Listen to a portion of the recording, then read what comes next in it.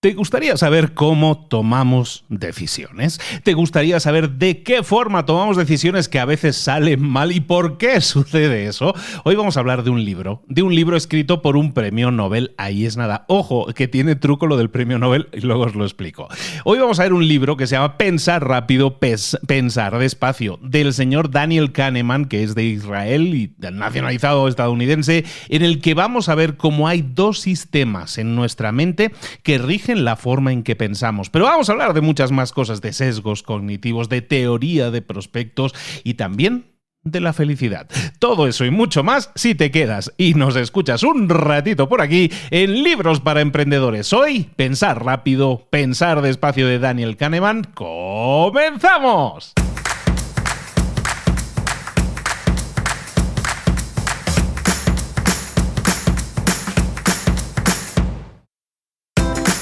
Bienvenidos al podcast Libros para Emprendedores. Para alcanzar el éxito en cualquier negocio que quieras emprender, debes formarte, debes estudiar, aprender para emprender. Y para ello, no hay nada mejor que un libro. En el podcast Libros para Emprendedores te ayudamos de tres maneras. Primero, seleccionando los mejores libros del mercado para ayudarte a emprender, a mejorar en tu emprendimiento. Segundo, te ofrecemos gratis un resumen de los puntos más valiosos explicados en cada libro. Y tercero, te damos finalmente pasos a seguir para poner en práctica todas esas lecciones aprendidas y así poder acortar tu camino hacia el éxito. Ya sea marketing, ventas, liderazgo, emprendimientos, mentalización, vamos a analizar lo mejor de los mejores libros del mercado y te lo vamos a dar todo bien masticadito y listo para ser aplicado. Soy Luis Ramos, empresario y emprendedor, y voy a acompañarte, si me lo permites, en este camino. Sin más, comenzamos.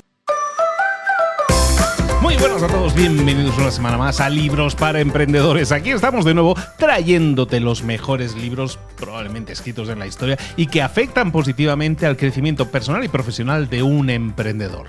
Si quieres conseguir los mejores libros de emprendimiento, tienes que invertir tu tiempo y aquí te ayudamos a seleccionar los mejores. También te ayudamos a través de nuestra página exclusiva dentro de la página de Librerías Gandhi, que es en gandhi.com.mx/libros para emprendedores. Ahí vas a encontrar la mejor selección de libros para emprendedores. Si eres emprendedor o quieres emprender y quieres prepararte, quieres aprender para emprender, visita la página de Gandhi, gandhi.com.mx/libros para emprendedores, porque ahí vas a encontrar nuestra selección de los mejores libros para tu crecimiento, para tu desarrollo, las herramientas que necesitas para ponerlo todo en práctica y que las cosas te vayan bien. Nosotros necesitamos guía, necesitamos planes, acciones, cosas que vamos a encontrar en los libros, y en esta selección con Gandhi, que tenemos aquí esa sociedad montada con libros para emprendedores, creo que puedes encontrar todas esas claves que tú necesitas. Te dejo el enlace a nuestra selección de librería aquí dentro de las notas del episodio, pero recuerda, si vas a gandhi.com.mx/libros para emprendedores, ahí vas a tener esa fantástica selección.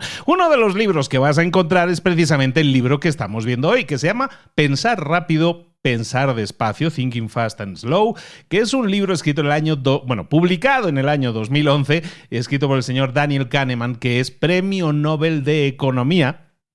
Te decía en la introducción que hay una cosa curiosa dentro de este premio Nobel, porque el señor no es economista, le dan el premio Nobel de Economía, pero él no es economista, y básicamente lo que hizo, que tiene mucho que ver con lo que vamos a ver, es que él es psicólogo de profesión, es israelí y psicólogo de profesión, pero estuvo desarrollando toda una serie de investigación psicológica de la ciencia económica, sobre todo en lo que respecta al juicio humano, a nuestras tomas de decisiones bajo situaciones de incertidumbre. El juicio humano en temas económicos, en situaciones de incertidumbre. Todo eso que tiene que ver con cómo tomamos las decisiones, que es precisamente lo que vamos a ver en el resumen de hoy, tiene muchísimo que ver con ese premio. El premio Nobel se lo dieron en el año 2002. Este libro sale en el 2011, 9 años después, pero lo que hace es aterrizar todas esas cosas que tienen que ver con sesgos cognitivos, con cosas que vamos a ver ahora. Que no te preocupes, que si no te suenan ahora mismo mucho esas palabras, no pasa nada. Te las voy a intentar explicar muy llanamente para que lo entiendas y sobre todo para que te sirva el conocer todas estas cosas. Te va a servir, oye, para corregir la forma en que tomas decisiones, para saber por qué tomas las decisiones como las tomas. Y esa explicación tan simple de entender, cuando nosotros la reconocemos, entonces podemos actuar en consecuencia, podemos mejorar en nuestras tomas de decisiones. No está mal la idea, ¿no? Bueno, vamos a empezar con el resumen. Como te digo, el libro lo vamos a dividir en 3 partes, porque así se divide más o menos el libro, y en la primera parte del libro vamos a hablar de eso, del pensar rápido y pensar despacio, precisamente porque ¿de qué viene eso? Bueno, pues viene de que nosotros normalmente cuando pensamos, como seres humanos que somos, pensamos que todo esto lo hacemos en automático. Nosotros nos actuamos muchas veces, tomamos decisiones por instinto, ¿no? Tenemos una cierta impresión sobre una situación y decimos, pues vamos a actuar en consecuencia. Esto es muy práctico porque tomamos decisiones muy rápido. Hemos decidido que vamos a ir o que no vamos a ir a ese evento, incluso sin darnos cuenta, por algún acto, una decisión subconsciente. ¿Por qué actuamos así? ¿Por qué tomamos decisiones prácticamente sin pensar, como se suele decir? Bueno, pues que el cerebro intenta siempre ahorrarnos esfuerzos. Entonces, siempre que nos enfrentamos a preguntas más complejas, lo que hace el cerebro es decir, bueno, ¿sabes qué? Como esta pregunta pinta muy compleja, te la voy a facilitar un poco. Por ejemplo, ¿debería invertir en comprar acciones de Tesla? ¿Están al precio adecuado o están muy caras ahora mismo? Pues a lo mejor esa es una pregunta un poco compleja que me obliga a hacer unos cálculos y unos pensamientos complejos. Entonces, ¿qué hace mi cerebro? Lo que hace mi cerebro es transformar esa pregunta compleja en una pregunta más facilita para el cerebro. Y en vez de preguntarme cómo está evaluada esa inversión en Tesla, pues la pregunta que me hago es, ¿me gustan los coches Tesla? ¿Sí o no? Es una pregunta mucho más fácil de responder y tiene mucho más que ver con las sensaciones, ¿no? Con la parte más emocional. Y eso es esta sustitución de las preguntas complejas por las preguntas fáciles hace que tomemos decisiones más ágiles, pero también nos hace cometer errores. Esos errores sistemáticos se llaman sesgos cognitivos. Es decir, tomar como una plantilla toda respuesta que yo haga, ¿no? Pues a mí, yo qué sé, cada vez que veo a un señor con el pelo largo y muy tatuado, pues me da miedo y me cambio para el otro lado de la calle, para no cruzarme con él. Eso es un sesgo cognitivo. Tengo una imagen marcada en mi mente de que todas las personas con determinada apariencia son buenas o son malas o son simpáticas o son antipáticas o lo que sea. Eso me facilita la toma de decisiones, pero me lleva a cometer errores. Lo entendemos, ¿no? Bueno, entonces, ¿de qué va esto de pensar rápido y pensar despacio? Bueno, básicamente Kahneman nos define que en la mente hay 2 sistemas funcionando, el sistema 1 y el sistema 2. No se mataron mucho con el nombre. Sistema 1 es el que opera de forma automática, el que opera de forma rápida, el que opera sin esfuerzo, el que parece que funciona en piloto automático. Cuando tú miras hacia un objeto y ves si está más lejos o está más cerca, ese es el sistema 1, porque tú lo decides ya en automático, ¿no? Cuando detectas tristeza en la voz de alguien, cuando lees un letrero, cuando entiendes frases simples, cuando estás conduciendo un coche en una carretera vacía y prácticamente vas en piloto automático. Todo eso es sistema 1, es la forma en que trabaja nuestra mente en sistema 1. Vamos en piloto automático, como podríamos decir. Ese es el sistema 1. Ese es el pensar rápido. El sistema 2 es aquel que requiere de atención. Cuando tenemos que hacer un esfuerzo mental, actividades que nos están demandando, oye, aquí tenemos que sentarnos a pensar las cosas bien, eso es sistema 2. ¿Por qué? Porque tenemos que pensar, entre comillas, despacio. Tenemos que pensar, y eso normalmente está asociado con tomas de decisión, con temas de concentración. A lo mejor imagínate, pensar rápido podría ser, mira, ¿qué ves ahí? Un grupo de gente. Y si ahora yo te dijera, mira, enfoca tu atención en aquella persona que está dentro del grupo y que va vestido con rayas rojas y blancas. El hecho de enfocar tu atención en esa persona en particular te exige ¿qué? Atención. Ahí entra automáticamente el sistema 2. Yo qué sé, que yo te pida que hagas ejercicio más rápido de lo que lo haces normalmente. Activas el sistema 2 porque conscientemente tienes que hacer un cambio. Antes lo que hacías en piloto automático, ahora tienes que pasar a piloto manual. Sistema 2. A lo mejor cuando tú tienes que aparcar el coche en un espacio muy reducido y estás súper concentrado o concentrada para no chocar el coche con el de delante o el de detrás. O si te hago una pregunta que tiene que ver con, oye, haz esta multiplicación, multiplícame 17 por 24. Pues todo eso automáticamente enfoca tu atención y dice, vale, a ver, esta es una actividad que me demanda cálculos complejos. Entonces tengo que enfocarme. Todo eso es sistema 2, ¿vale? Nos exige que estemos concentrados en algo que no nos permite ir en piloto automático. Entonces, si entendemos el sistema 1 y el sistema 2, que yo creo que lo entendemos todos, entonces entendemos que el sistema 1 prácticamente es involuntario, no tenemos control sobre ellos, es lo que funciona en piloto automático que decíamos, y el sistema 1, digamos, es la intuición de las personas, lo que llamamos intuición, que básicamente es sistema 1 en funcionamiento, y el sistema 2 es pensamiento, ahora sí, mucho más concentrado. Podríamos decir que el sistema 1 genera sugerencias, sensaciones, intuiciones para el sistema 2. Y el sistema 2 toma esas sensaciones, esas intuiciones y las transforma en creencias o las transforma en acciones voluntarias porque está tomando esa información que le da el sistema 1. Entonces el sistema 1 y el sistema 2 están interactuando. Imagínate, lo vamos a ver ahora con un ejemplo muy sencillo. El sistema 1 puede detectar errores en automático y lo que hace es reclutar al sistema 2 para tener un poco de gasolina adicional, ¿vale? El sistema 1 puede detectar errores. Por ejemplo, Kahneman en el libro habla de un bombero, un veterano, que entró en una casa que se estaba quemando con todo su equipo de bomberos. Y de repente el bombero presintió o sintió que ahí había algo que no estaba bien. Y automáticamente le dijo a todos, chicos, todos para afuera, corriendo, vámonos. ¿Y qué pasó? La casa colapsó, se cayó, se derrumbó muy poco tiempo después. Todo eso fue sistema 1 funcionando. Después, si activamos el sistema 2, que es lo que hizo este bombero, se dieron cuenta, oye, ¿sabes por qué detecté que había algo que no estaba mal? Porque, en su caso, porque las orejas estaban inusualmente calientes. El fuego estaba demasiado tranquilo. Parece que el fuego estaba indicando que se estaba acumulando en los cimientos de la casa, en el sótano de la casa. Entonces, todos esos signos, a lo mejor él no los captó conscientemente, pero su sistema 1, que funciona en piloto automático, sí lo detectó. Y automáticamente le envió al sistema 2 diciéndole, aquí hay algo que no está bien. ¿Vale? Entonces, entendemos que el sistema 1 tiene como su detector de incendios y el sistema 2 es que va a tomar las decisiones basado en los datos que nos da el sistema 1, ¿vale? A veces pueden ser erróneos, como decimos, a veces el sistema 1 me puede decir, mira, ese como va tatuado no me gusta. Cámbiate al otro lado de la calle. Y podemos estar en un error. Bueno, entendemos la situación. Ahora, ¿qué pasa? En el libro lo que nos habla mucho es de que hay veces que nuestro sistema 2 es un sistema vago. Es un sistema que no quiere trabajar o que quiere trabajar lo mínimo y que se ocupa muy poco en trabajar y se ocupa mucho en aceptar lo que el sistema 1 le diga, aunque sea erróneo.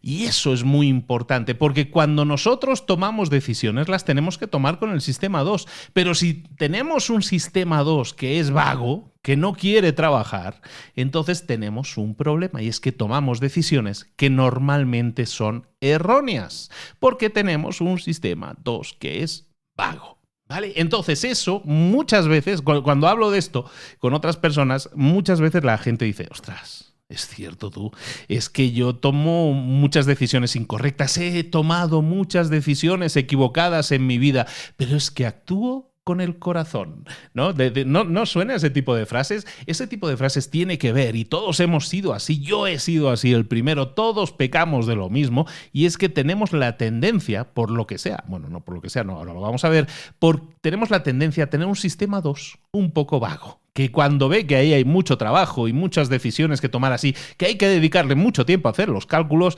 dijo, ¿sabes qué? Me dejo llevar por lo que diga el sistema 1.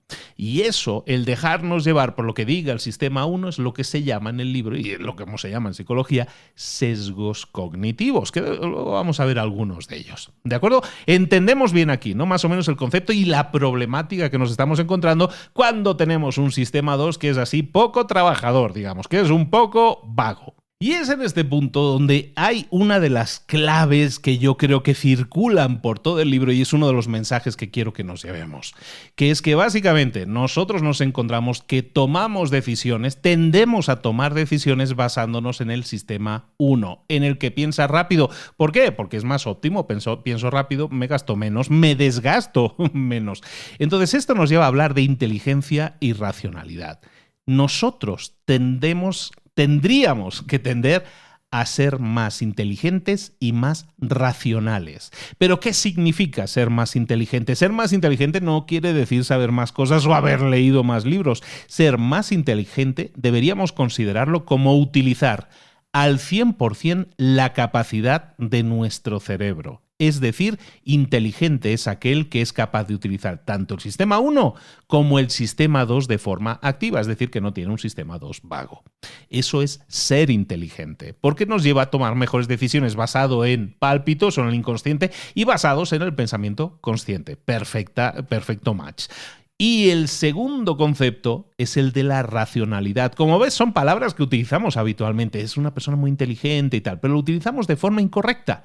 La inteligencia, decimos, es utilizar al 100% sistema 1 más sistema 2. Y racionalidad es la resistencia a esa vagueza mental, resistencia a ser un vago con el sistema 2, es decir, no aceptar una respuesta superficial.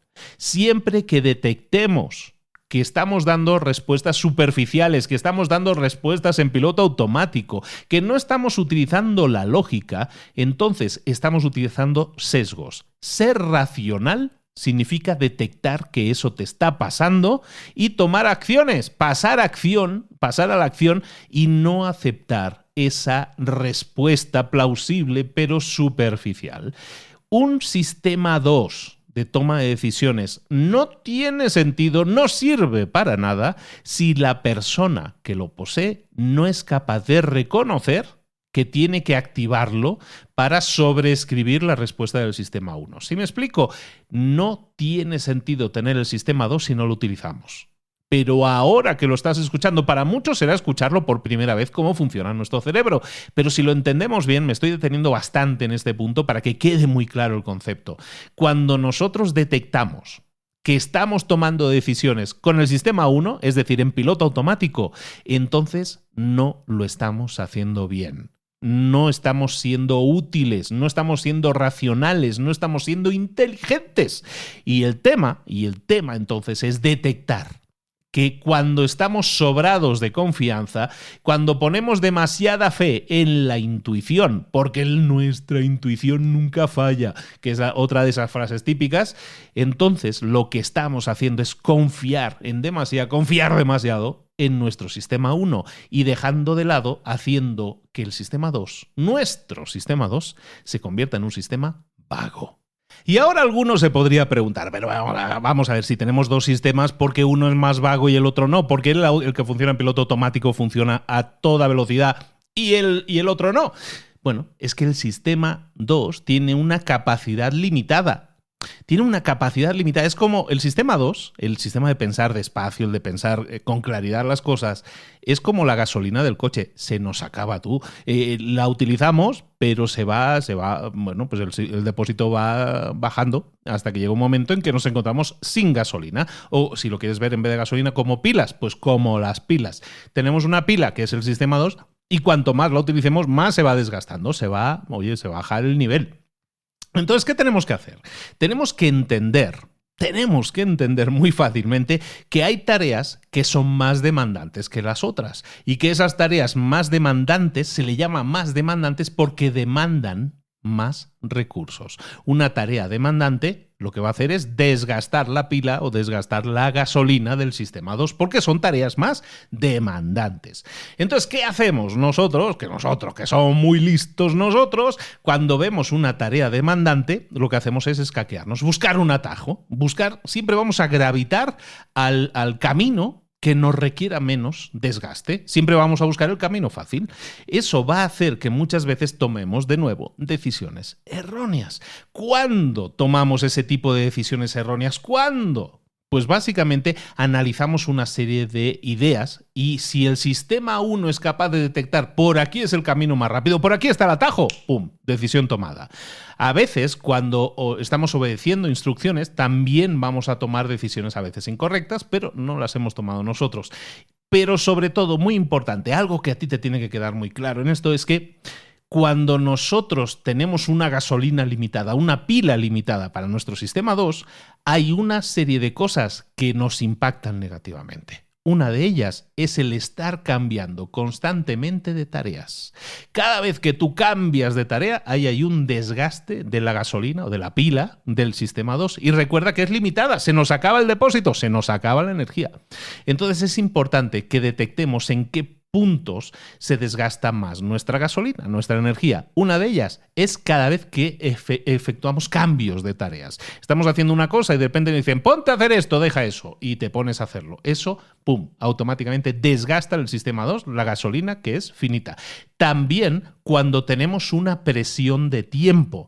Sabemos muchas veces que nos cuesta hacer las cosas, esperamos, procrastinamos hasta el último momento y entonces tenemos presiones de tiempo. ¿Qué sucede cuando tenemos una presión de tiempo? Que lo que hacemos es meterle gasolina a tope, meterle carbón a la máquina del tren y claro, eso quema. Vamos mucho más rápido en ese momento por el tema de la procrastinación y porque se acerca la fecha límite y estamos con una presión de tiempo.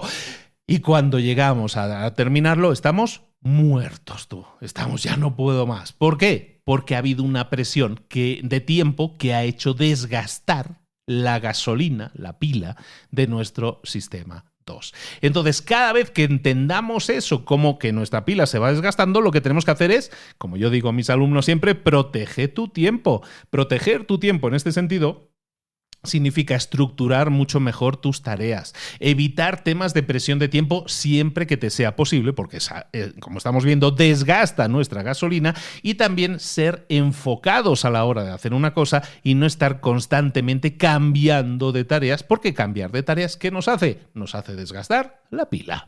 ¿Qué otras cosas aconseja el libro de Kahneman para que se nos pongan las cosas un poco más fácil? ¿Cómo hacer una tarea difícil, convertirla en un poco más fácil? Bueno, hay una serie de formas de conseguirlo, de hacer que mentalmente nuestro cerebro vea más fácil de realizar una tarea. ¿Qué podemos hacer nosotros? ¿Qué está en tu mano hacer para facilitarle las cosas a tu cerebro? Punto 1 que podemos hacer, bueno, aparte de lo que hemos estado viendo antes, Punto 1 que lo podemos hacer es, ser mejor en lo que haces, conseguir un nivel de habilidad superior. Cada vez que tú eres más habilidoso o más habilidosa haciendo algo, haciendo una tarea concreta, menos energía consumes, ¿no? Cuando es la primera vez que hago algo, estoy nervioso, estoy tenso, consumo energía a tope, súper enfoque. Pero ¿qué pasa cuando yo ya domino algo? Cuando lo sé hacer porque lo he hecho 1000 veces. Pues lo hago en piloto automático, como solemos decir, ¿no? ¿Por qué? Porque consumimos menos energía, porque lo pienso rápido, porque pienso con el sistema 1. Y entonces, claro, cuando yo me convierto en experto en algo, puedo resolver situaciones en ese algo de una forma mucho más intensa, de una forma mucho mejor que un novato.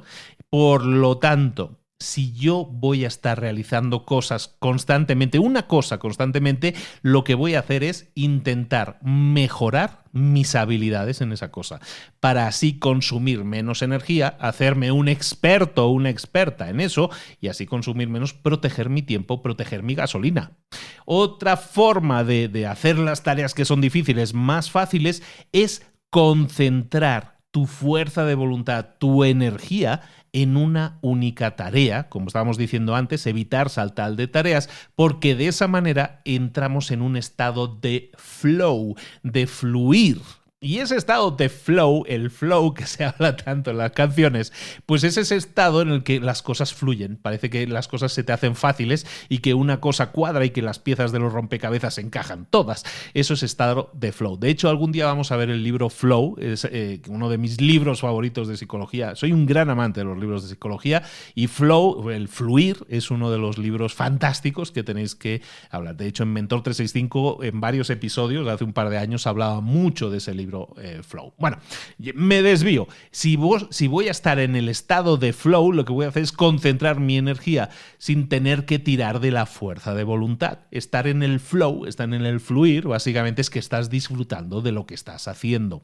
Por lo tanto, busquemos disfrutar de lo que estamos haciendo. Escojamos tareas que realmente disfrutemos. Eso hará que estemos en estado de flow, y si estamos en estado de flow, pues vamos a concentrarnos y hacer las tareas mucho mejor. ¿Qué otras formas qué otras acciones podemos tomar para hacer más fáciles unas tareas difíciles? Pues a lo mejor tener incentivos que nos animen. Los incentivos adecuados animan a la gente porque saben que tienen una meta, que si alcanzan esa meta van a conseguir un resultado. Y eso hace que su desgaste de gasolina sea menor, porque cuando tienes ilusión por las cosas, como que también estás en ese estado de flow y te activas mucho más, ¿vale? Entonces, esa es otra de las cosas que podemos hacer, incentivos de comportamiento. Y comer. Estar bien alimentados. De hecho, la glucosa nos ayuda mucho en temas de pensar. En temas de pensar despacio, entonces tenemos que tenerlo en cuenta. Y una cosa más que a la gente aquí le va a hacer así un poco raro el comentario, pero algo que ayuda a que una tarea difícil se convierta en una tarea más fácil tiene que ver con el ejercitar nuestro cerebro. ¿Cómo ejercitamos nuestro cerebro? Bueno, pues aparte de que hay juegos mentales que podemos utilizar, que se han hecho muy populares en las aplicaciones de teléfonos, hay una forma que nos permite realizar o tener un control ejecutivo de tareas complejas en situaciones de alto estrés, que son los videojuegos. Jugar videojuegos que requieren de atención y control puede mejorar tu control ejecutivo y tu control de inteligencia. Por lo tanto, los videojuegos puede que no sean tan malos después de todo, que eso es algo que yo he sabido toda la vida y que le tuve que explicar muchas veces a mi madre, pero que mi madre nunca entendió. ¿Vale? Entonces, jugar videojuegos en este sentido que requieran atención y control nos puede ayudar muchísimo a dominar mucho más, a ejercitar, a poner en entrenamiento nuestro sistema 2 y en hacer que tareas que eran más complejas y que requerían de mucha gasolina del sistema 2 las podamos ir moviendo al sistema 1. Esto nos lleva a otro concepto que es súper interesante, que es la facilidad cognitiva, que dicho así no parece nada fácil, pero la facilidad cognitiva básicamente es una medida interna de qué tan fácil o qué tan difícil vemos nuestra carga cognitiva. Esto de fácil y difícil en estos términos a lo mejor no lo entendemos tan bien, pero básicamente se trata de que si estamos en el sistema 1, digamos, las cosas van más fluidas, ¿no? Las cosas son intuitivas, más creativas, ¿no? Entonces, cuando estamos trabajando con el sistema 1, tenemos más facilidad cognitiva que cuando estamos trabajando con el sistema 2. ¿Por qué? Porque estamos enfocándonos en cosas normalmente cognitivamente más difíciles, sistema 2, ¿vale? Entonces, la facilidad cognitiva no se dispara tanto. Entonces, la facilidad cognitiva, ¿cómo la podemos generar nosotros? ¿Cómo puedes generar tú esa facilidad cognitiva que haga que para ti o para otros que estén en contacto contigo los muevas al sistema 1, a que piensen de forma intuitiva en las cosas? Pues hay una serie de cosas que podemos hacer. Llámalo truquillos, que básicamente lo que hacen es facilitar cognitivamente cómo nosotros pensamos. Como pueden ser las experiencias repetidas, la claridad de descripción, primar las ideas o estar de buen humor. Vamos a ver muy rápidamente cada uno de ellos para no atascarnos demasiado. No sé si lo comentaba antes, es un libro muy largo, ¿eh? Es un gran libro que da para mucho, entonces estoy intentando aquí pintaros con coherencia todo lo que estamos diciendo. Entonces estamos diciendo, si yo quiero generar esa facilidad cognitiva, hay toda una serie de cosas que yo puedo aplicar. Por ejemplo, la experiencia repetida, la familiaridad. ¿Por qué? Porque nosotros tendemos o nos tienden a gustar más las ideas a las que somos expuestos más continuadamente. Da igual que esas ideas sean buenas o no sean buenas. Y eso tiene mucho que ver con lo que llamamos el sentido común. En el mundo normal en el que nos movemos hay muchas cosas que decimos, es que eso es de sentido común. ¿Qué significa eso de sentido común? Significa que lo hemos escuchado tantas veces que lo aceptamos como verdad. Entonces, Piensa en eso. Cuando tú quieras generar o primar una idea en alguien, lo que vamos a hacer es repetir constantemente esa idea. Eso es algo que se hace muchísimo en marketing, se utiliza muchísimo en marketing porque ¿qué es lo que hace? Crear familiaridad con una idea. No quiere decir que sea la mejor idea, pero es la idea que más familiar se nos hace. Y siempre tendemos a ir hacia, o tendemos a desviarnos siempre hacia esas zonas más conocidas, porque nos sentimos más seguros, porque lo hemos escuchado muchas veces.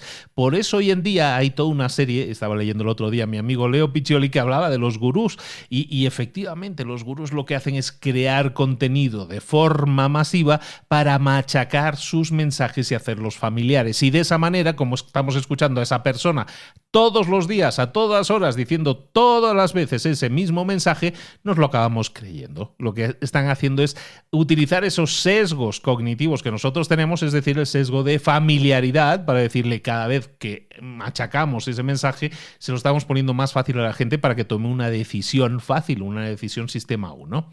También la claridad a la hora de demostrar las ideas.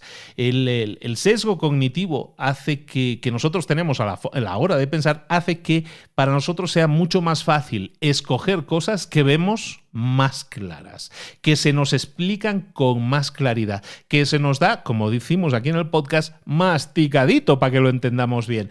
Por ejemplo, cosas que podemos hacer si entendemos esto. Imagínate que tú quieras hacer tus mensajes de tu empresa, de tu marketing, de tu producto o servicio, que quieras que sean más persuasivos.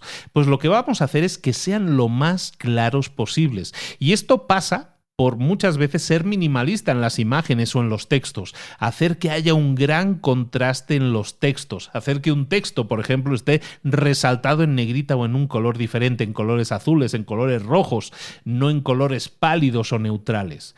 El utilizar un lenguaje más simple le da mucho más claridad a nuestro mensaje y eso hace que sea mejor interpretado. En marketing, si lo vemos, esto también se aplica mucho. En marketing, en copywriting, por ejemplo, que es la redacción persuasiva, se te dice, tienes que escribir en un texto que lo pueda entender un niño de tercero de primaria. ¿Y por qué es eso? Porque se lo estamos poniendo fácil, porque la mente acepta mejor los mensajes explicados con claridad.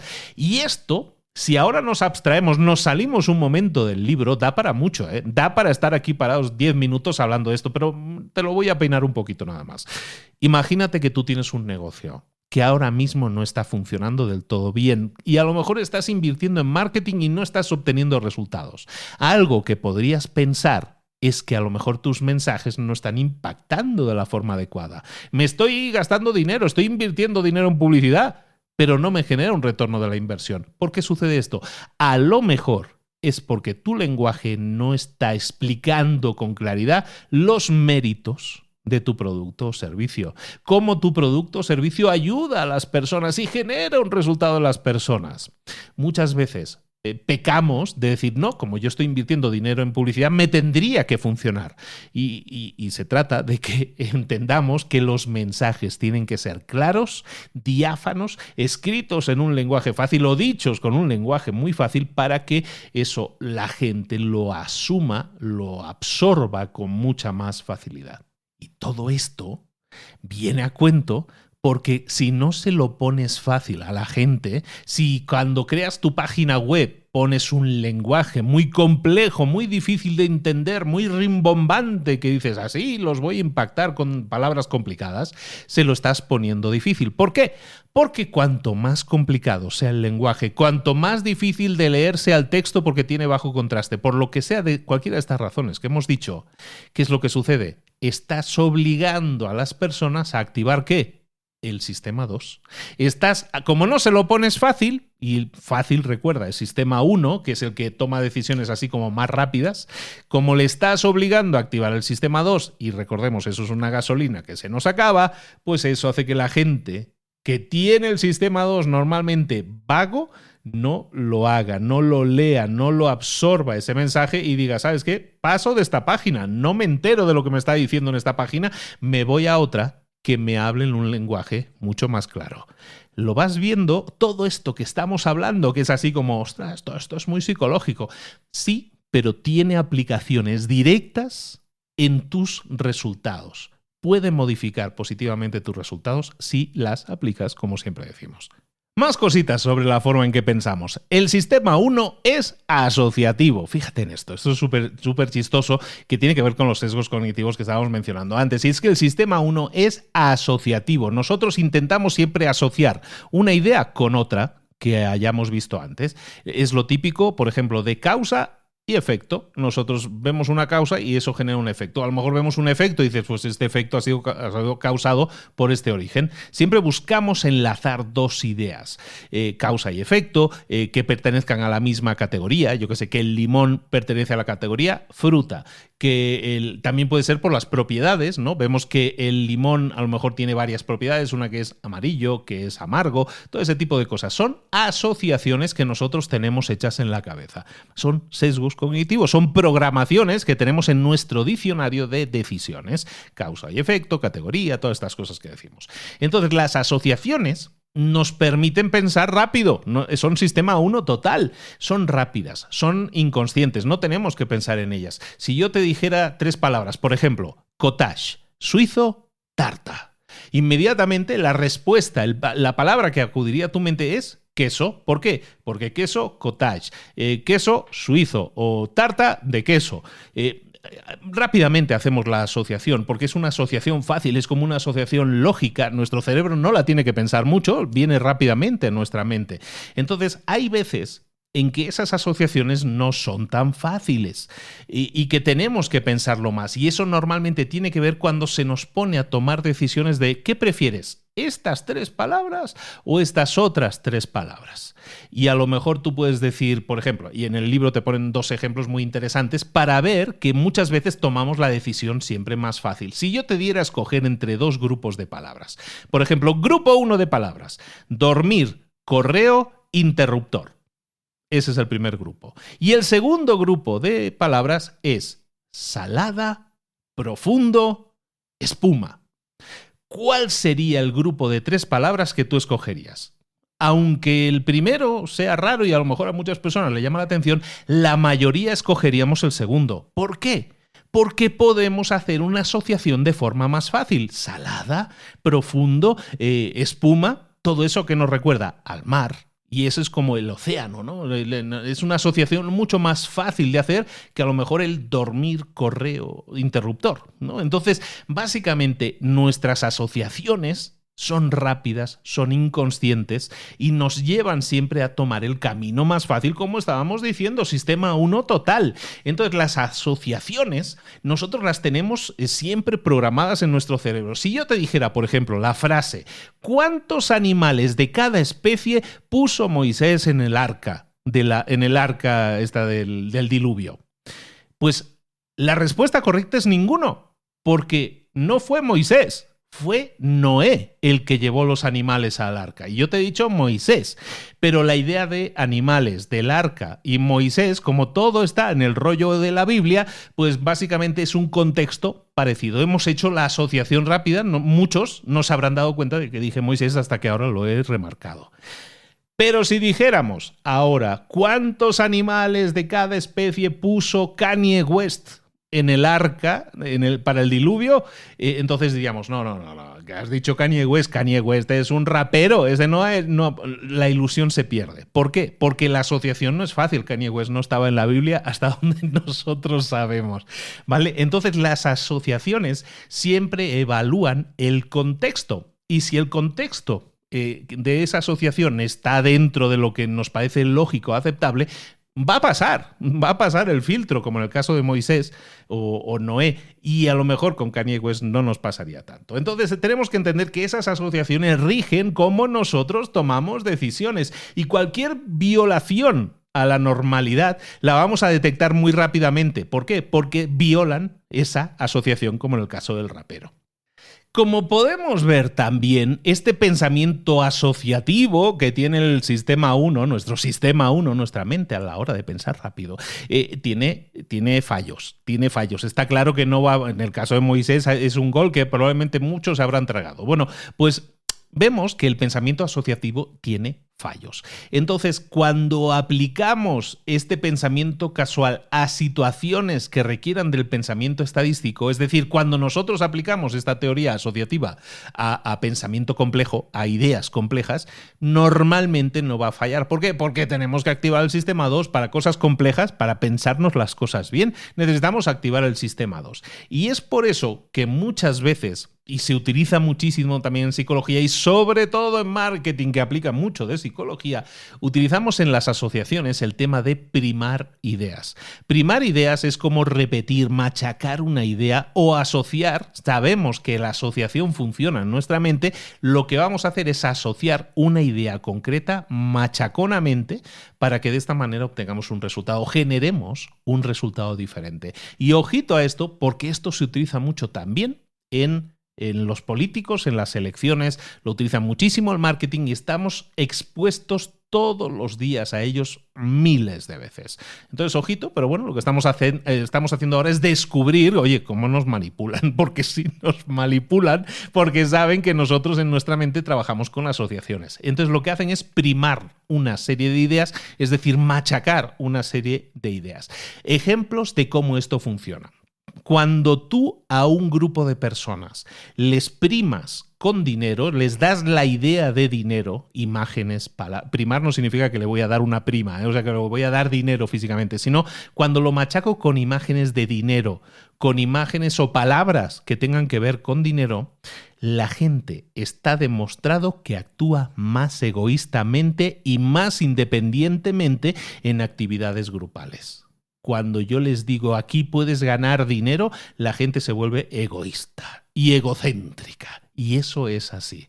Por ejemplo, cuando los votantes, cuando la gente va a una elección y vota, si la votación tiene lugar en una escuela, es decir, las urnas están allí en una escuela, la localización de las urnas está en la escuela, es mucho más probable que los votos que se efectúen en esa escuela sean a favor de temas educativos.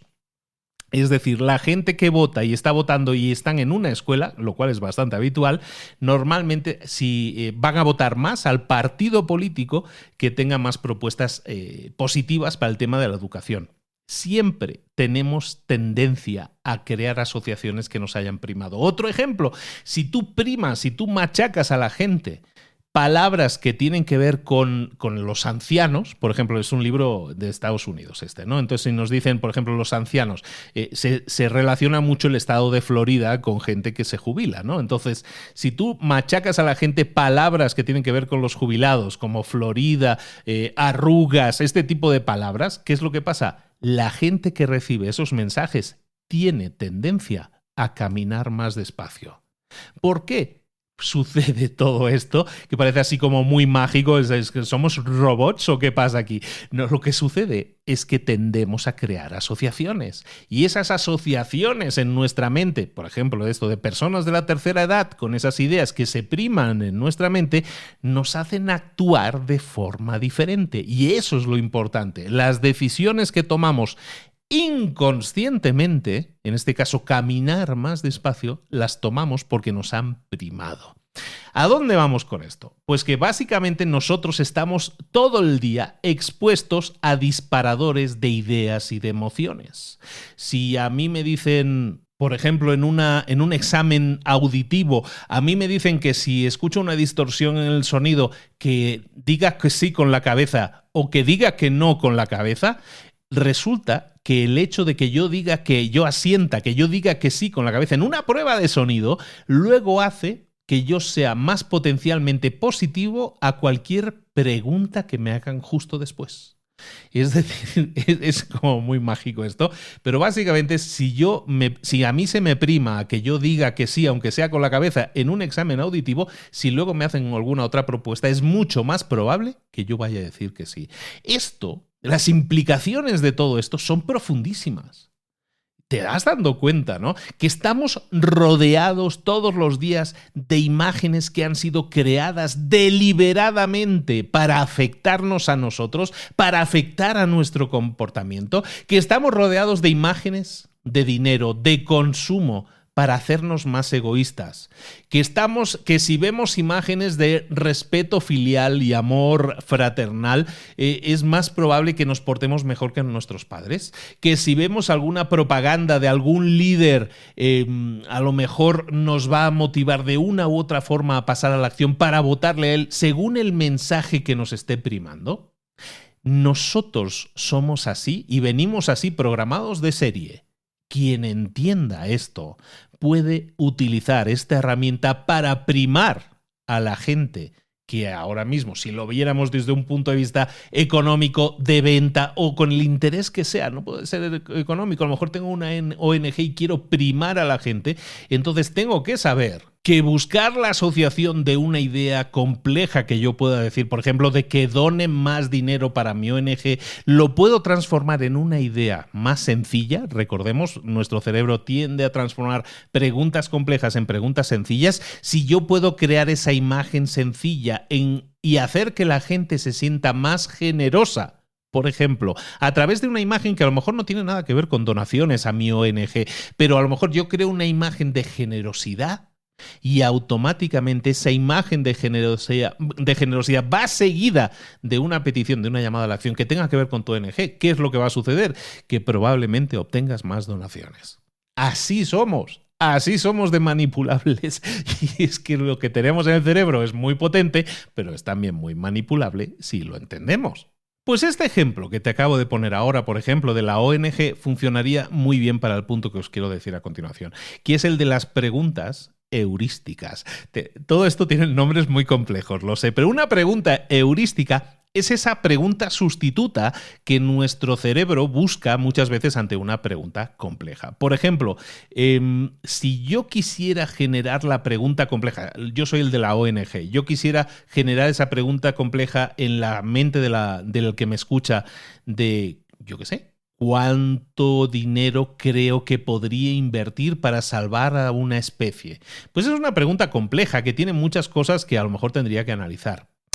Pero si yo transformo esa pregunta compleja, que yo sé que es una pregunta compleja, si yo se la pregunto así a la gente, pues la gente va a decir, ostras, pues no sé cuánto sería capaz de donar. Me lo tengo que pensar, dame tiempo, ¿no? Pregunta compleja. En cambio, si yo le sustituyo esa pregunta compleja por una pregunta más simple, que es lo que llamamos una pregunta heurística, aquí en el libro, una pregunta heurística más fácil podría ser, oye, ¿qué tanta emoción sientes cuando ves a un delfín que está moribundo, a un delfín que se está muriendo? ¿Qué cantidad de emoción sientes? ¿O qué emociones sientes? ¿Qué sientes? ¿Dolor? ¿Qué sientes? ¿Furia? ¿Ira? ¿Qué es lo que sientes? Esa es una pregunta mucho más fácil, ¿no? Porque es una imagen mental mucho más fácil también. Es una imagen, es una pregunta, sistema 1. Es una pregunta fácil de responder, que podemos responder en piloto automático. Y yo inmediatamente me imagino el delfín ahí muriéndose, pobrecito, ahí con esa sonrisita tan bonita y no sé qué, y se está muriendo. ¿Qué es lo que pienso automáticamente? Pues me encabrono, me pongo triste, me pongo lo que sea. ¿Vale? Es mucho más fácil responder porque va en automático. Entonces, nosotros tenemos que entender que la gente necesita, para pensar con el sistema 1 y en automático, necesita que se lo pongamos fácil. Entonces, muchas veces tenemos la tendencia a ir directamente al cuello, a hacer la pregunta compleja, y la gente necesita tiempo para desarrollar una respuesta consciente, porque tiene que activar el sistema 2, gasolina, todo eso, ya lo que decíamos. ¿Y qué pasa? Que la gente, su sistema 2 es vago. Tendemos a utilizarlo lo menos posible, tendemos a acomodarnos en las cosas que conocemos. Por lo tanto, si esta idea la trasladamos a ti, a tu negocio, a tu marca personal, a tu empresa, lo que tienes que hacer por obligación no es utilizar las preguntas directas que a lo mejor quieres que la gente conteste, pero que sabes que van a tener que disparar su sistema 2, y vamos a ponérselo fácil, vamos a ponérselo sencillito y con preguntas que le lleguen a generar emociones, porque así es como funciona el sistema 1. Que es aquello que luego dicen en marketing, que tú le vendes al corazón de las personas y luego tienes que convencer a la mente. Es un poco hablar al sistema 1 primero y luego ya el sistema 1 ya convencerá al sistema 2, que así es como queremos que funcionen las cosas. Eso es crear preguntas heurísticas, como dicen en el libro, preguntas facilonas, preguntas que tienen que ver con emociones, que es cómo dialoga, cómo se mueve, cómo razona el sistema 1 de la mente de las personas. Entonces, para ir terminando con este tema del pensar rápido o pensar despacio y los sesgos cognitivos, que son estas trampas en las que caemos al pensar porque estamos acostumbrados o que nos gusta pensar en automatismos, ¿no? El sistema 1 siempre va a intentar formar narrativas que conecten convenientemente los puntos y que no nos sorprendan, ¿vale? Todo eso es sistema 1 y es lenguaje del sistema 1.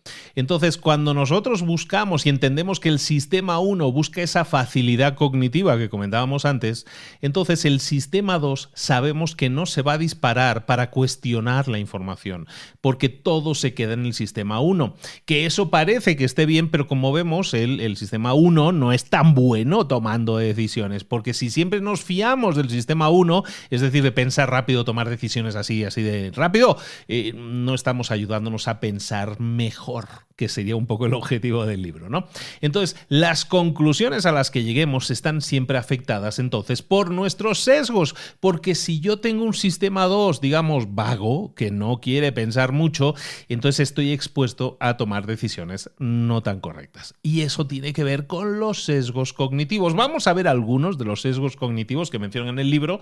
Yo tengo algunos otros libros de sesgos cognitivos y es un tema que me apasiona. Tengo algún libro con más de 100 sesgos cognitivos, pero es interesante que veamos algunos de los más destacables aquí en este libro que estamos viendo hoy, que recordemos se llama Pensar rápido, pensar despacio. Sesgos cognitivos, por ejemplo, que hacen que pensemos o tomemos decisiones de una determinada manera. Por ejemplo, lo que ves es todo lo que hay, ¿no? Que llaman el WYSIWYG en inglés, que son las iniciales, pero what you see is all there is.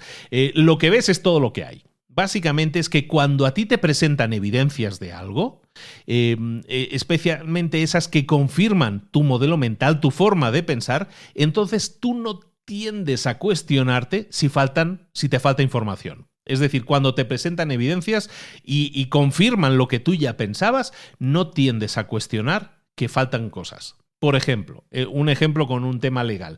Le presentaron a 3 grupos información sobre un tema de un juicio, ¿vale? Y a un grupo le presentaron la información de la acusación. Al siguiente grupo le presentaron solo la información de la defensa. Y al tercer grupo le presentaron ambas informaciones, lo que normalmente ve un jurado, ¿no?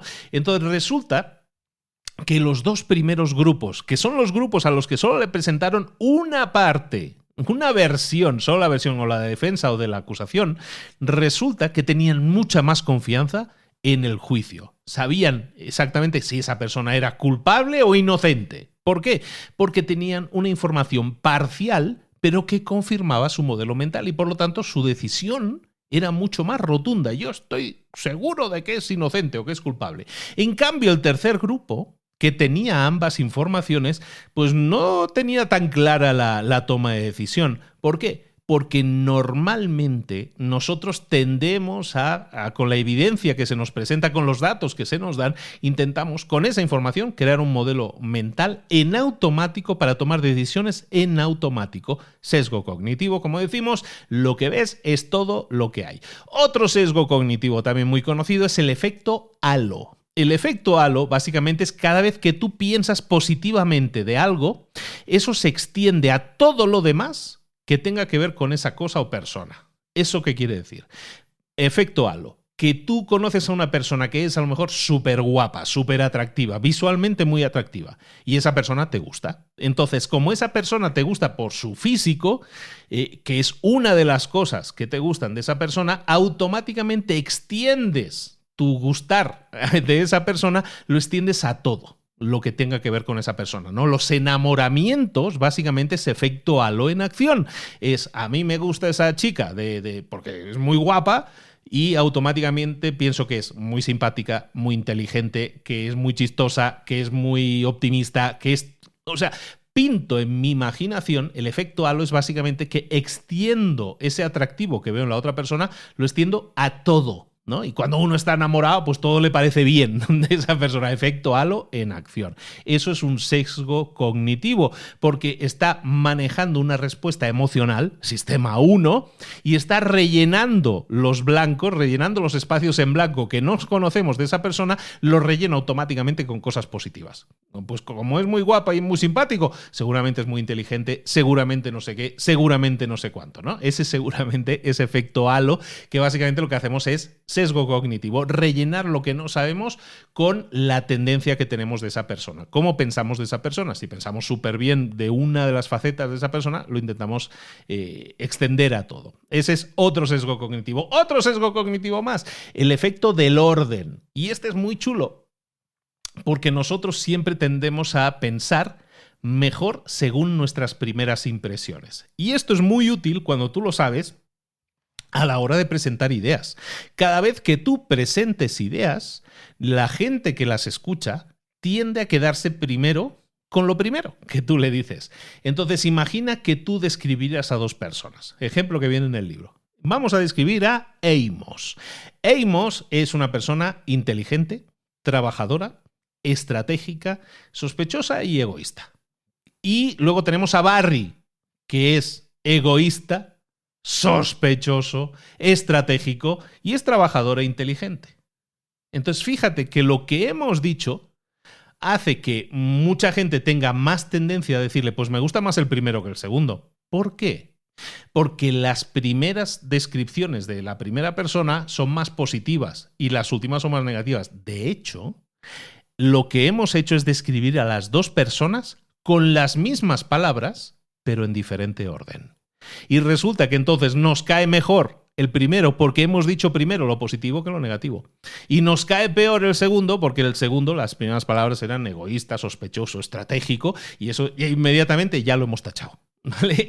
Eso es otro sesgo cognitivo, que es el efecto del orden en la forma en que nosotros aceptamos la información. Las primeras impresiones cuentan. La primera impresión cuenta. Eso es el efecto, eso explica toda una serie de efectos. Por ejemplo, el efecto Pygmalion. El efecto Pygmalion, muy conocido y se utiliza también en muchas películas, lo han desarrollado, es la expectativa que nosotros tenemos de una persona. Y esa expectativa afecta el desempeño de esa persona. Si yo tengo altas expectativas de una persona, altas expectativas de mi hijo, altas expectativas de mi trabajador, esa persona va a tender a hacerlo mejor que si yo tengo bajas expectativas de él o de ella, ¿eh? Entonces, básicamente, si nosotros entendemos eso, entendemos muchas cosas que afectan si yo soy profesor, si yo soy empleador y tengo una serie de empleados, si yo manejo yo qué sé, reuniones, por ejemplo. Si yo manejo toda una serie de reuniones y entiendo el sesgo cognitivo que significa el efecto del orden, en la forma en que yo utilizo, la forma en que yo hablo en ese grupo, voy a obtener resultados diferentes. Si yo sé que la gente se queda con las primeras impresiones y que la gente, el efecto Pygmalion, por ejemplo, que era uno de esos efectos, tiene que ver con las expectativas que tengo de esa persona, si yo genero expectativas altas en una persona, de alguna manera le estoy enviando el mensaje que confío en esa persona y va a tender a hacerlo mejor. Y eso es así. Psicología aplicada. Y lo mismo con mis alumnos, y lo mismo con mis trabajadores, y lo mismo con mis proveedores. En general siempre funciona así. Entonces podemos utilizar esos sesgos cognitivos también a nuestro favor. ¿De acuerdo? Entonces el efecto orden afecta muchísimo a cómo la gente absorbe la información. Utilízalo también sabiamente. Hemos visto el ejemplo de dos personas que describimos con las mismas palabras y el cambiar el orden de las palabras sí afecta al resultado. Otro sesgo cognitivo conocidísimo, el más conocido probablemente, es el sesgo de confirmación. El sesgo de confirmación es esa tendencia que tenemos nosotros a buscar y a interpretar información de forma que confirme nuestras creencias anteriores. Es decir, si yo creo que el mejor coche para mí ahora es un Tesla modelo no sé qué, entonces lo que voy a hacer es que el sesgo de confirmación va a hacer que yo tienda a buscar información que confirme lo que yo ya pienso. Yo ya he tomado la decisión en mi mente con mi sistema 1 y lo que voy a hacer, el sesgo cognitivo de mi sistema 1 va a hacer es buscar alrededor de mí en noticias, en páginas web, información de Tesla, que confirmen que tengo razón. Y cada vez que yo encuentre una noticia que me dé la razón, pues voy a bajar mis defensas. Es decir, mi decisión todavía es más sólida. Si encuentro una noticia que no me convence, la voy a desechar. ¿Por qué? Porque no quiero noticias que rompan esa idea que ya tengo. El sesgo de confirmación es básicamente voy a buscar solo aquella información que confirme lo que yo ya sé. El típico ejemplo, si yo he decidido que me quiero comprar un coche del modelo tal rojo, ¿qué va a pasar? Que inmediatamente empiezo a ver coches de ese modelo rojos por la calle y por todas partes. ¿Por qué? Sesgo de confirmación. Estoy buscando, a lo mejor es la misma cantidad de coches que antes, pero yo ahora me fijo más. Y digo, hombre, mira, es un Nissan, es un coche que es un Nissan de color rojo que me quiero comprar. Y resulta que en el momento en que tomas esa decisión, de repente empiezo a ver coches Nissan de color rojo por todas partes. ¿Por qué? Sesgo de confirmación. Es interesantísimo cómo se materializa eso y cómo lo podemos utilizar también en nuestro favor. Otro sesgo cognitivo que también tenemos que tener en cuenta es el efecto de la mera exposición. ¿Y esto qué significa? Lo hemos comentado un poco antes. Cuando nosotros exponemos a alguien repetidamente a una idea, esa idea le empieza a gustar cada vez más. Básicamente estamos creando recuerdos de una palabra, de una frase, de una idea, de una imagen, para que esa gente que la ha visto repetidamente esa imagen, esa palabra, pues la quede grabada y es como algo familiar. ¿Por qué? Porque tendemos a ver la familiaridad en las cosas y entonces aquello que hemos visto más, pues nos gusta más, lo vemos más cercano, más familiar, ¿vale? Otro tema es la falacia narrativa, es otro sesgo cognitivo. La falacia narrativa, eso lo explicamos luego un poquito más adelante, pero no nos vamos a desviar mucho más. La falacia narrativa, básicamente, es que cuando alguien quiere creer en una historia, va a buscar explicaciones que tengan que ver con causa y efecto, sobre todo en tiempos de incertidumbre. Y esto es muy interesante porque se utiliza muchísimo y de hecho es algo que hemos mencionado aquí sin llamarlo por su nombre, que la falacia narrativa es algo que se utiliza muchísimo hoy en día y se tiende a utilizar sobre todo en estos emprendedores estrellas del rock que tenemos hoy en día, estilo Steve Jobs, estilo Elon Musk y toda esta gente. Es gente a la que se le dan grandes historias de origen, ¿no? El camino del héroe, Steve Jobs, que fue abandonado por sus padres y fue adoptado por otra familia, por los Jobs.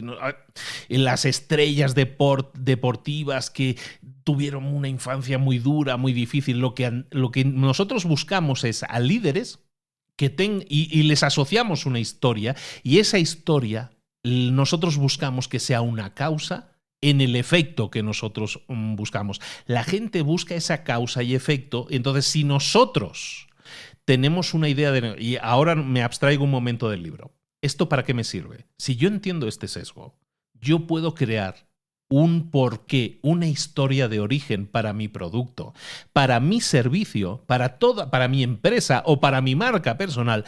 Yo puedo crear una historia de origen que le dé sentido, que tenga sentido, que le dé una explicación causa y efecto a por qué yo he acabado haciendo lo que hago.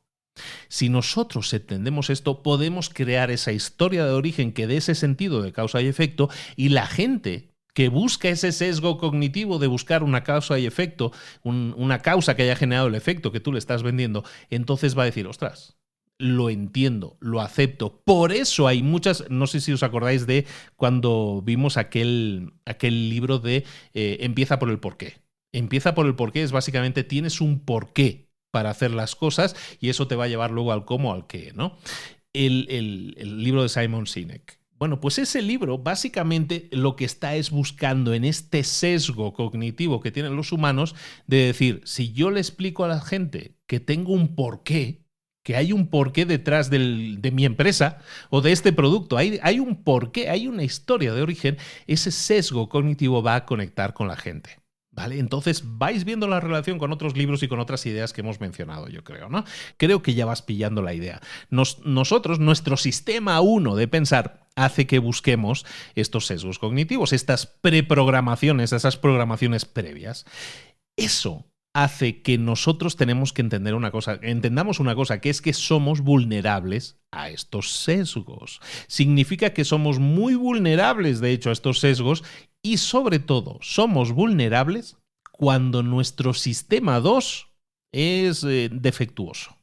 Nuestro sistema 2 es el que analiza las cosas, el que tiene en cuenta todos los datos de un lado o de otro y analiza las cosas en profundidad. Ahora bien, si nuestro sistema 2 lo tenemos aparcadito ahí, no lo utilizamos mucho para que no se nos desgaste, que no se nos gaste la gasolina, que no se nos gaste la pila, entonces lo que estamos haciendo es utilizar solo el sistema 1. Y el sistema 1 va a construir la mejor interpretación posible de una creencia. Pero si esa idea es verdad o no es verdad, probablemente eso es algo que el sistema 1 no puede dictaminar. El sistema 2 es el que es capaz de evaluar eso. Por lo tanto, mensaje prioritario. Detecta si tú estás funcionando en piloto automático. Si tomas tus decisiones en piloto automático. Porque eso quiere decir que tu sistema 2 es mejorable. Es un poco defectuoso. El sistema 2 es el que va a atacar al sistema 1 para cuestionar una decisión. Si nuestro sistema 2 lo tenemos ahí aparcado sin tocarlo para que no se manche, entonces no va a funcionar y no va a cuestionar nuestras decisiones. Vamos a tomar decisiones en piloto automático y cuando tomemos una mala decisión, pues nos vamos a echar las culpas, nos vamos a traumatizar, lo vamos a pasar mal. ¿Y por qué siempre tomo estas decisiones? Nunca he tenido suerte. Hay toda una serie de consecuencias de utilizar solo el sistema 1 que tienen que ver con, oye, no eres consciente de que no estás analizando en profundidad las cosas, que las decisiones las tomas a la torera y eso algunas veces funciona bien, pero sobre todo con las decisiones importantes de la vida tienes que detectar que tú funcionas en piloto automático y decir, ¿sabes? Para esta decisión lo voy a desactivar. Este piloto automático con el que siempre pienso lo voy a desactivar porque es que si no, no me ayuda. No me ayuda. Por eso, cuando tú entiendes que los humanos funcionamos así y que la mayoría tenemos el sistema 2 tocado, defectuoso, eso explica muchas cosas. Por ejemplo, ¿por qué hay tantos comerciales, infocomerciales en la noche? ¿Por qué? Porque son más efectivos, porque la gente está cansada, porque el sistema 2 ya se le agotó la gasolina, entonces no pensamos nada, actuamos impetuosamente. Por eso por la noche los infocomerciales funcionan de maravilla. Porque la gente, si le presentas algo más o menos atractivo, sesgo cognitivo a tope, y no le haces pensar mucho, se lo pones fácil, la gente compra. Y eso es así. Cuando nosotros evitamos aplicar el pensamiento lógico, cuando nosotros intentamos ver las cosas sin evaluar argumentos, sino que nos dejamos llevar por los sesgos, por la persuasión de otros, es entonces cuando tomamos decisiones impetuosas y que probablemente pueden acabar mal. Tenemos que ser conscientes de eso para tomar mejores decisiones. En la segunda parte del libro lo que vamos a ver es toda una serie de sesgos cognitivos, de formas de aceptar la verdad que tiene nuestro sistema 1, que tienen que ver con los números. Y es que somos pésimos calculando las cosas. Siempre que hay números implicados, verdad que hay mucha gente que dice, es que esto de los números, yo no soy muy de números, ¿sabes? Es que entonces no se me dan los números. Tendemos a generar errores estadísticos con mucha más facilidad, pero eso tiene que ver con los sesgos cognitivos. Si entendemos esos sesgos a nivel numérico, los que tienen que ver con números, vamos a entender muchas cosas que suceden en nuestra vida. Por ejemplo, sesgos cognitivos que nos pueden afectar, por ejemplo, la ley de los pequeños números. La ley de los pequeños números es muy simple de entender, pero básicamente es que nosotros tendemos, nuestro sistema 1 siempre tiende a pensar que a veces donde hay cosas que parecen aleatorias, en realidad no lo son, porque tendemos a ver cosas donde no las hay. Y eso tiene que ver con la ley de los pequeños números o de los números pequeños, que básicamente dice como sigue. Un ejemplo, para que lo veáis muy fácil, es la Bill Gates. Bill Gates y la Fundación Bill Gates se dieron cuenta de que había escuelas, ¿no? Ahí en África o no sé dónde era, que esas escuelas resulta que tenían... que funcionaba muy bien, que los alumnos tenían grandes notas y grandes resultados. Y entonces la Fundación de Bill Gates dijo, claro, porque son grupos pequeños. Esto funciona. Si tú estás en un grupo pequeño, si un maestro tiene menos alumnos, pues entonces está claro que el desempeño va a ser mejor de los alumnos. Entonces, para tomar esa decisión, se basaron en un pequeño grupo de escuelas que tenían pocos alumnos y que efectivamente habían tenido grandes resultados. Pero era una ley de pequeño número, en ese sentido. En el sentido de que habían tomado como ejemplo muy pocas escuelas. ¿Qué hizo la Fundación Bill Gates? Dijo, ¿sabes qué? Vamos a poner dinero aquí, pero a mansalva, y vamos a meter todo este esquema de escuela pequeña, pocos alumnos, lo vamos a meter de forma generalizada en todo el país. ¿Y qué pasó? Que no obtuvieron los resultados que esperaban. ¿Por qué? Porque el ejemplo, el sample que habían tomado de las escuelas que funcionaban bien eran muy pequeño. Y resulta que tenemos que entender, según la ley de los números pequeños, que muchas veces tendemos a ver este tipo de cosas. Vemos 2 o 3 datos y decimos, ostras, aquí esto está claro. Yo qué sé, si vais a Las Vegas, a un casino a apostar y veis que ha salido el rojo 3 veces, dices, ostras, aquí hay una racha, seguro que el próximo también es un rojo, ¿no? Porque está en racha el rojo ahora mismo, ¿no? Eso es una ley de pequeños números en acción. Tendemos a ver secuencias donde no las hay, donde hay cosas que son aleatorias, pero tendemos a ver secuencias. Esa es la ley de los pequeños números. Entonces tenemos que ser conscientes de que muchas veces tomamos decisiones, vamos a abstraernos un momento del libro, tomamos muchas veces decisiones basados en la ley de pequeños números. Es decir, vemos muy pocos datos e inferimos que de esos datos ahí hay algo. Ahí hay una realidad y no es así. Tenemos que acostumbrarnos siempre que para tomar más y mejores decisiones tenemos que tener muchos datos, mucha información. No puedes pretender lanzar una campaña de publicidad para tu empresa, para tu producto o tu servicio y decir, bueno, ha estado funcionando 4 horas y con eso yo puedo decidir si el anuncio va a funcionar o no, si esta campaña funciona o no. Eso es una ley de pequeños números en acción. Intentamos ver cosas donde no las hay para así evitarnos tener que arriesgarnos de más. ¿Vale? Eso es ley de los pequeños números. Y somos pésimos viendo estas cosas porque vemos este tipo de secuencias pequeñas y nos damos cuenta de que ahí hay cosas cuando no es así. Eso funciona en los deportes. Dicen en el libro, no existe en el básquet, no existen los jugadores que tengan rachas. ¿Sabes? Que ahora le entra todo, ¿no? Que tira las zapatillas y las mete. Eso no es así.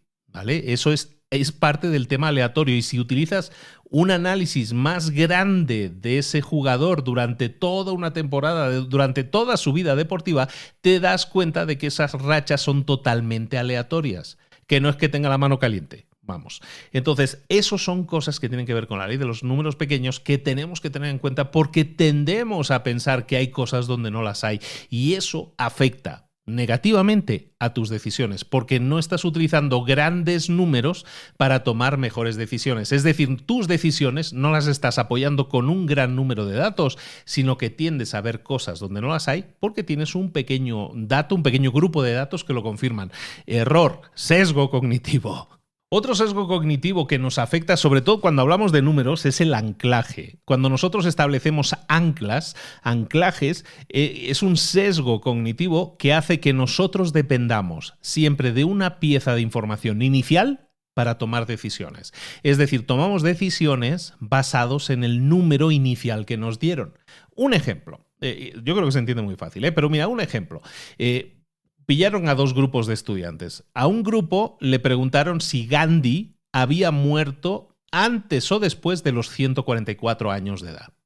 Y al segundo grupo le preguntaron, oye, ¿tú cuándo crees que murió Gandhi? ¿Antes o después de cumplir 32 años de edad?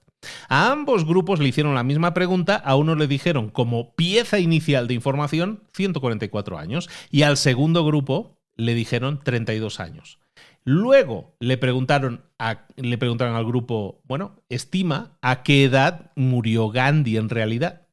El primer grupo, aquel que le habían dicho como número original 144, dio un número mucho mayor que el segundo grupo. ¿Por qué? Porque nosotros tendemos a pensar, se nos ancla la información numérica siempre con el primer número que nos digan. Entonces, si nos dan un número muy alto, me voy a quedar en esa liga de números más altos. Si me dan un número más bajo, voy a tener la tendencia a quedarme en ese número más bajo. Esto se utiliza muchísimo en las negociaciones. El anclaje con un número inicial se utiliza muchísimo en las negociaciones. Y eso, en muchos casos, es una táctica manipuladora del vendedor. Y ahí te lo dejo, ¿eh? Táctica manipuladora del vendedor. Y yo he sido vendedor de inmobiliaria mucho tiempo también, ¿eh? Pero es así. Nosotros damos un precio inicial y automáticamente estamos diciéndole a la otra persona, esta es la liga de precios en la que nos vamos a mover. Esto hace que, por ejemplo, si esto lo trasladáramos a esa ONG que estaba pidiendo dinero para salvar a los delfines, por ejemplo, pues si tú pidieras inicialmente donativos de $400 o si tú pidieras donativos inicialmente de 5, la verdad es que el promedio de donativos que vas a recibir es más alto si tu petición original era de 400. Eso marca, eso ancla un número en nuestra mente. Eso funciona en muchas cosas, ¿eh? Por ejemplo, en las subastas online estilo eBay y todas estas páginas te venden productos, ¿no? En plan subasta. Pero también tienen un botón comprar ahora. Y en ese botón comprar ahora te dan un precio sugerido. Es una subasta, a lo mejor el producto se podría vender mucho más barato, pero te dicen, si lo quieres comprar ahora, tienes que pagar, yo qué sé, $19. Entonces, eso hace que inmediatamente ese precio que tú has visto, aunque tú entres en la subasta, psicológicamente tú ya dices, este producto está en la liga de los $19. Entonces sabemos que se va a mover el precio final en esa liga. ¿Por qué? Porque hemos anclado, nosotros los vendedores, hemos anclado ese número en la mente del comprador. ¿De acuerdo? Entonces, todo esto es muy relevante a la hora de tomar decisiones. El número que nosotros damos, siempre el primero, es el número que va a quedar anclado en la mente de esa persona. Y es muy importante conocerlo porque entonces en una negociación básicamente estamos expuestos a esos números y nuestro sistema 2 se activa en este caso, que es el de los números, es el de los cálculos más profundos y tal, y el sistema 2 se activa, pero se activa tomando como referencia lo que hemos recibido en el sistema 1, que era ese número de base, ese anclaje que nos han dado. Entonces, ahora que sabemos esto, ¿qué podemos hacer nosotros ante esas negociaciones en las que nos están manipulando, que nos están dando un precio a lo mejor demasiado alto, muy exagerado? Me vino a la mente ahora, hay un libro que se llama El Negociador, un libro aquí en México muy conocido, escrito por Arturo Elías Ayub, muy conocido Arturo Elías, un saludo desde aquí. Y en ese libro empieza Arturo hablando precisamente de un viaje que hicieron a Egipto, al Cairo, a ese mercadito tan famoso que se llama Han el Jalili, en el que efectivamente utilizaron esta técnica de anclaje en él. Y él reaccionó exactamente igual que aquí nos comenta Kahneman en el libro. ¿Cómo podemos superar estos anclajes? Si nos dan un número extremadamente alto para empezar una negociación, como le dio a Arturo, el vendedor en Han el Jalili, le dio un número extraordinariamente alto, ¿no? ¿Quieres comprar una shisha, ¿no? ¿Y cuánto me pides? $120. Cuando suceda esto, lo que vamos a hacer es rebatirlo pensando en un número absurdamente bajo, que es exactamente lo que vemos en ese libro de Arturo también, en el que le dijeron, oye, esta silla, $120. No, te doy 5. ¿Sabes? Y automáticamente estás batallando en el sentido contrario contra ese anclaje. Al hacerlo de esta manera es la única forma en la que vas a poder ajustar de nuevo los precios en una liga que probablemente vaya a ser promedio o va a ser ligeramente cercana a ti. ¿Por qué? Porque estás rebatiendo esos números. Estás pensando con el sistema 2 y no estás aceptando ese anclaje, ese sesgo cognitivo que te están imponiendo. ¿Qué te parece? Y así también te aconsejo que leas el libro de Arturo, que también tiene unas cuantas lecciones muy interesantes. Otro sesgo que nos afecta gravemente a la hora de tomar decisiones es el sesgo de disponibilidad. El sesgo de disponibilidad, muy conocido también, es básicamente que la disponibilidad es aquello que tenemos más a mano. ¿Eso qué quiere decir? Que tendemos a tomar decisiones basándonos en aquello que recordamos como más cercano. Aquello que percibimos como más fresco en nuestra mente, pues eso hace que tomemos decisiones basado en eso que está más cercano en nuestra mente. O aquello que nos llama más la atención, también puede ser, ¿no? Y eso se clava más en nuestra mente. Eso se manifiesta en una serie de formas muy interesantes. Hay eventos que disparan emociones. Por ejemplo, los atentados terroristas disparan emociones mucho más fuertes, mucho más vívidas que a lo mejor otros eventos que a lo mejor matan a más gente. O sea, los ataques terroristas, o sea, a lo mejor no matan a tanta gente como la diabetes. Pero claro, como los ataques terroristas generan esas emociones tan fuertes de sorpresa, de ¡ah! El avión, no sé qué. Bueno, pues todo eso es mucho más fuerte emocionalmente a lo mejor que la diabetes, ¿no? Entonces hace que sobreestimemos la importancia de algunos eventos que a lo mejor son más provocativos, más llamativos, frente a otros que no lo son tanto.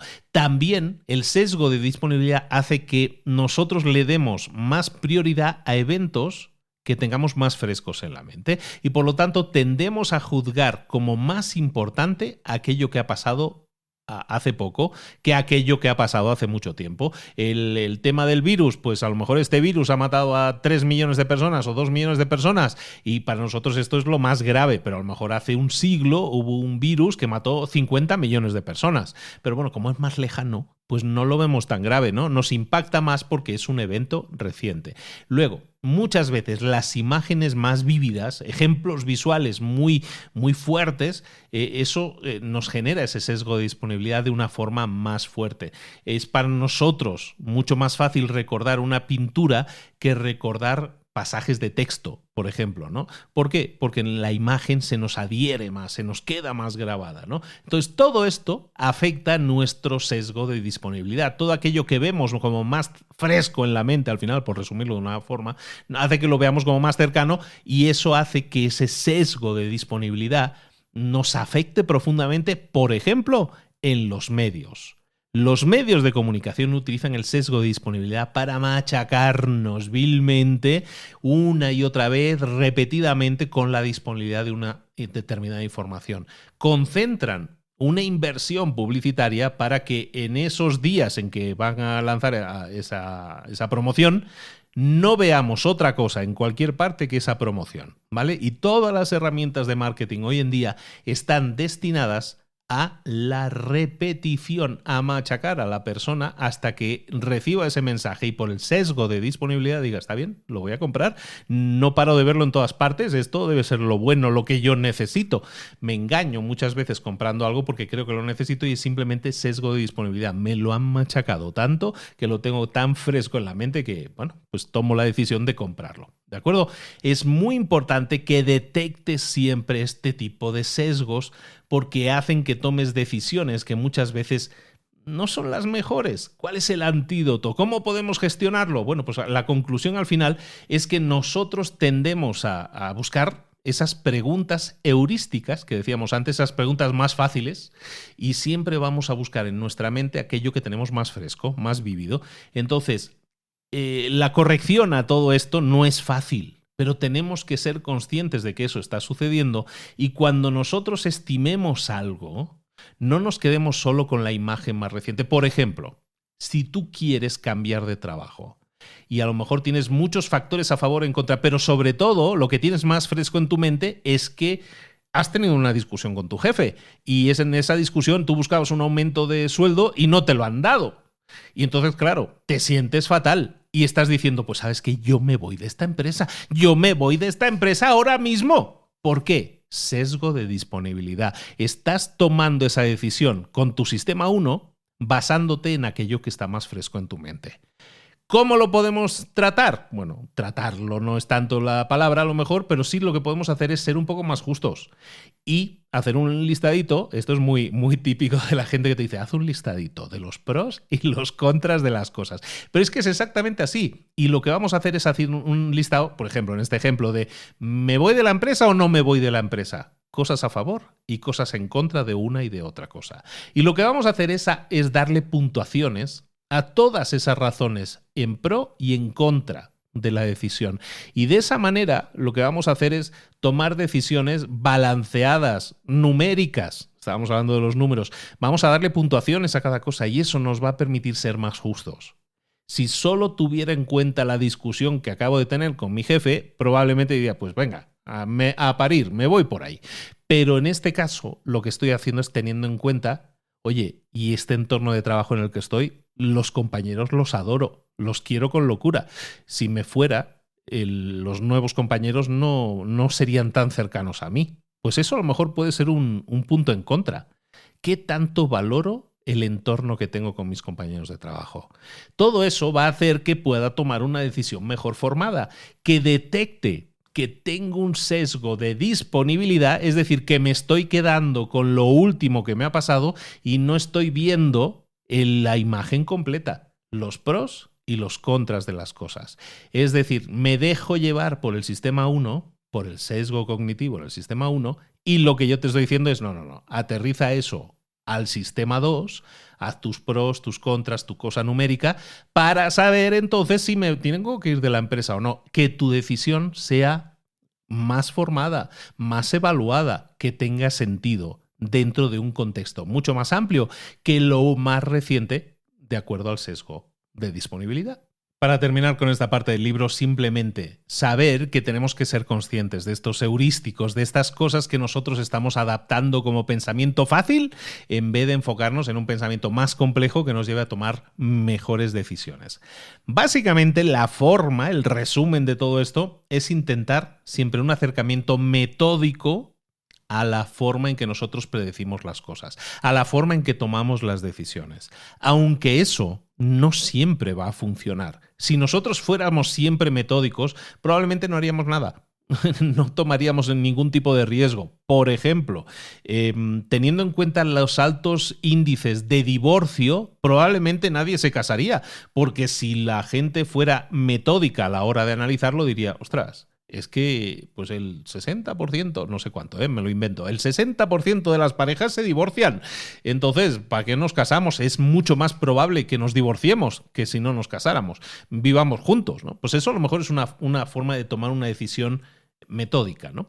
Pero ahí es donde muchas veces interviene nuestro sistema 1 y decimos, no, nos dejamos llevar por el amor, ¿no? Por la pasión del momento y decimos, pero sí, las estadísticas están en contra, pero nuestro matrimonio va a triunfar contra viento y marea y va a superar estas estadísticas desfavorables. El nuestro sí que va a funcionar, ¿no? Eso es sistema 1 total, ¿vale? Estamos hablando de intuiciones que no están basadas en ningún dato, simplemente nosotros tenemos confianza, tenemos seguridad en esta decisión del sistema 1. Está bien, lo único que tenemos que hacer es ser conscientes, por lo menos, de que estamos asumiendo cosas, de que no estamos tomando decisiones a la torera, sino que sabemos la decisión que estamos tomando, pero sobre todo conocemos también lo que está en nuestra contra. Es decir, hemos sopesado ambas opciones, que eso, al fin y al cabo, es sistema 2. Lo hemos evaluado, lo hemos sopesado, pero al final nuestro corazón es más fuerte que nuestra mente. Eso es sistema 1 imponiéndose al sistema 2. Y está bien, mientras hayas utilizado el sistema 2 también en ese proceso de decisión. ¿Sí me explico? No, esto no es un libro en el cual vas a encontrar la respuesta clave a acertar siempre en tus decisiones, pero simplemente lo que estamos buscando es que tomes mejores decisiones en las que intervengan el sistema 1 y el sistema 2.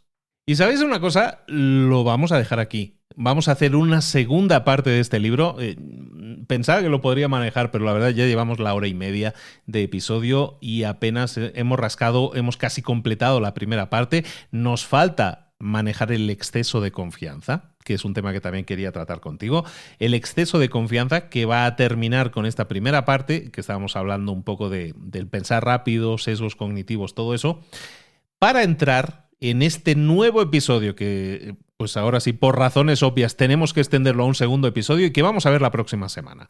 En este próximo episodio vamos a ver cómo manejar el exceso de confianza. La teoría de los prospectos, que es muy interesante y que es una de las grandes teorías que maneja Kahneman y que básicamente tiene que ver con la gestión del riesgo. Y vamos a terminar hablando de la felicidad y de la sensación de felicidad que a veces tenemos y que a veces tiene que ver más con los recuerdos que con otra cosa. Eso lo vamos a ver también en el próximo episodio. ¿Te parece? De esta manera, todo lo que te he dejado aquí hoy en este episodio te tiene que funcionar, te tiene que hacer clic sí o sí en el cerebro. Y ojalá y así sea. He intentado ligarlo con cosas muy aterrizadas, con cosas que tienen que ver con tu día a día. Porque conocernos a nosotros mismos es el primer paso para impactar positivamente al mundo. Porque igual que nosotros debemos entender cómo pensamos, también es nuestra obligación entender cómo piensan los demás, para buscar más y mejores conexiones de calidad. Y eso es lo que estamos intentando provocar aquí y con este libro del Premio Nobel Kahneman y que vamos a continuar viendo en el próximo episodio de Libros para Emprendedores. Recuerda que tienes 100 y pico, ya cerca de 200 episodios de Libros para Emprendedores con resúmenes de libros tan fantásticos como este. Y todos ellos tienen un único objetivo: ponerte ideas, sembrarte ideas en la mente que te sirvan para pensar despacio, pensar bien en aquello que puedes aplicar en tu vida y que sume y que genere un cambio positivo. Este resumen, te soy honesto, este resumen que estamos finalizando en este momento, este episodio que estoy terminando de grabar en este momento, estoy ultra satisfecho de cómo ha quedado. Espero que a ti te funcione exactamente igual, porque creo que te he dado muchas claves que te van a hacer entender de forma diferente cómo pensamos, cómo piensan, cómo podemos ayudar e implementar esto en nuestra vida. Ojalá y así sea.